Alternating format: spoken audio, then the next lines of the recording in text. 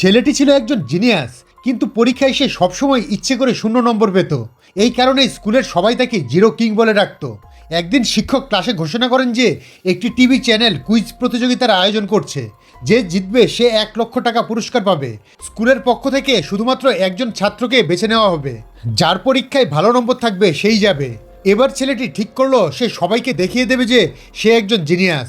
পরীক্ষা শুরু হলো। সবাই তখন উত্তর লেখায় ব্যস্ত ছিল, কিন্তু ছেলেটি আরামে ঘুমিয়েছিল। যখন শিক্ষক বললেন যে পরীক্ষা শেষ হতে মাত্র 10 মিনিট বাকি, তখন ছেলেটি ধীরে সুস্থে উঠে উত্তর লেখা শুরু করলো। খাতা দেখার সময় দেখা গেল বেশিরভাগ ছাত্রই ফেল করেছে। একজন ছাত্র 100-র মধ্যে 96 পেয়েছে। তখন এক শিক্ষিকা বললেন, খাতা দেখা বন্ধ করুন, এর চেয়ে বেশি নম্বর আর কেউ পেতে পারে না। ঠিক তখনই অন্য এক শিক্ষকের হাতে এমন একটি খাতা আসে যার সবকটি উত্তর সঠিক ছিল। সবাই অবাক হয়ে যায় যখন জানতে পারে যে এই খাতাটি আর কারো নয়, বরং জিরো কিং ছেলেটির। এই খবর পুরো স্কুলে আগুনের মতো ছড়িয়ে পড়ে। সবাই ছেলেটিকে অবাক হয়ে দেখতে থাকে।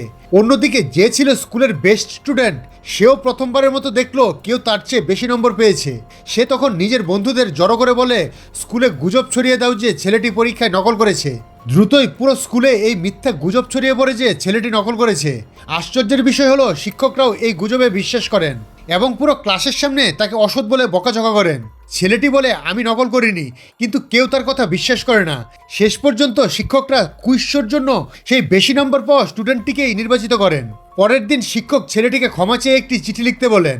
ছেলেটি তা লিখতে অস্বীকার করে এবং শিক্ষককে জিজ্ঞেস করে, আপনার কাছে কি প্রমাণ আছে যে আমি নকল করেছি? শিক্ষক উত্তর দেন, পুরো স্কুল তো এটাই বলছে, এটাই কি প্রমাণ নয়? ঠিক তখনই ছেলেটি অফিসে একজন মহিলা শিক্ষিকাকে দেখতে পায় এবং তার মাথায় একটি আইডিয়া আসে।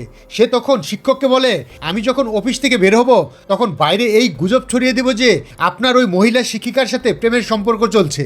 এটা শুনে শিক্ষক ঘাবড়ে যান। ছেলেটি আরও বলে, যদি আপনি প্রমাণ করতে না পারেন যে এটা মিথ্যে, তবে নিজের পদত্যাগপত্র লিখুন এবং স্কুল ছাড়ার জন্য তৈরি থাকুন।